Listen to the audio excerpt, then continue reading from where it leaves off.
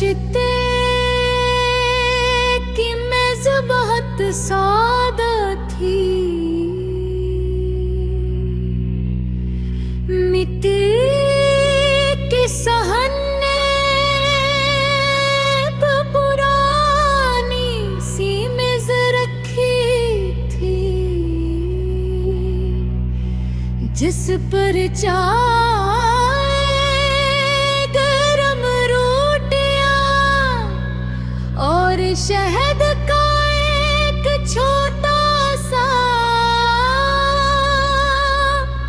पीवला रखा था।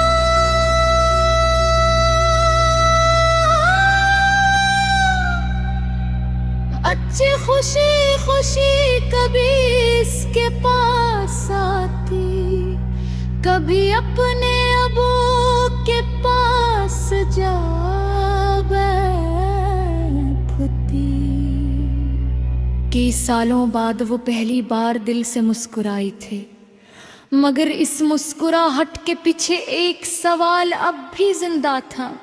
नाश्ता खत्म होने के बाद इसने उस शख्स से कहा, मुझे तुम्हारी बेवी की कब्र पर जाना है।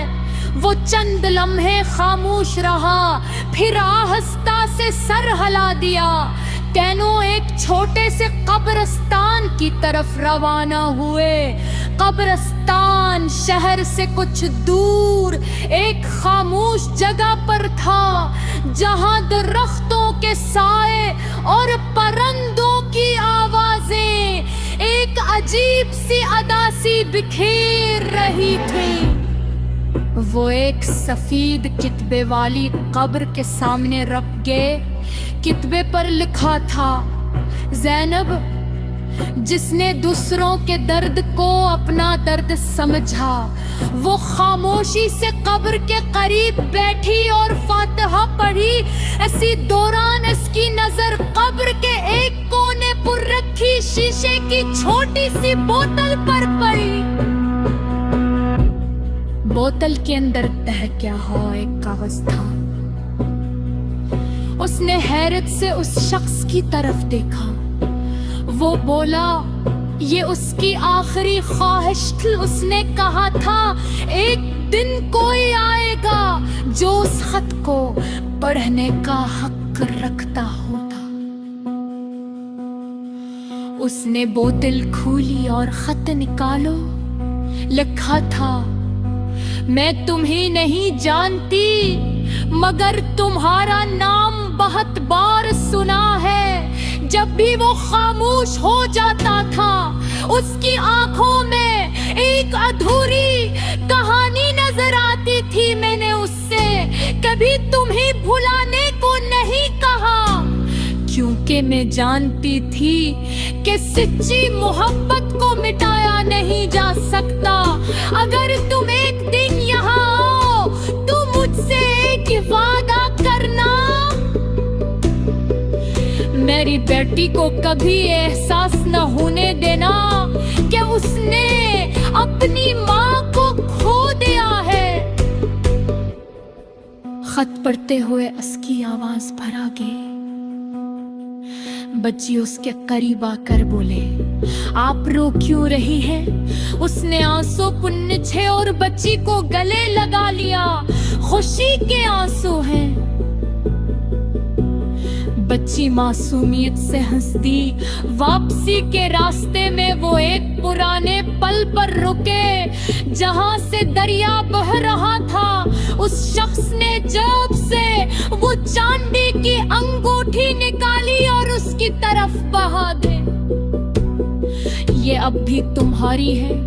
उसने अंगूठी लेने के बजाय इसकी हथेली बंद कर दे।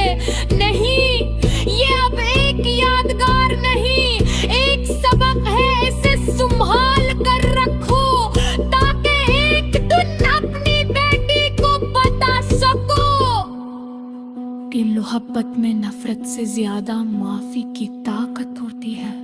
शाम ढल लगी,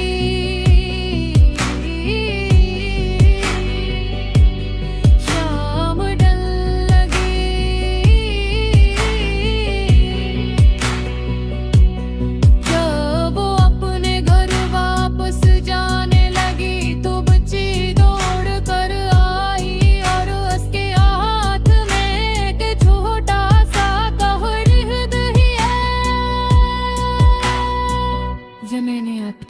जाने।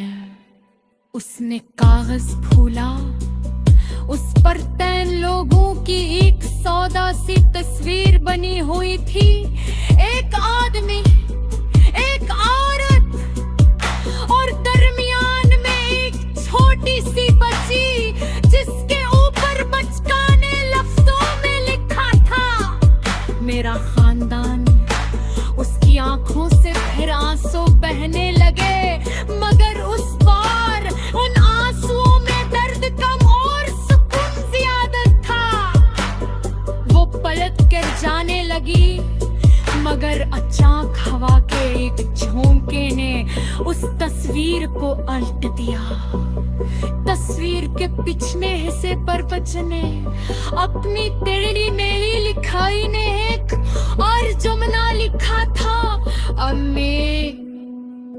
अब कहते हैं आप बात तेज से आई, मगर अब कभी न जाने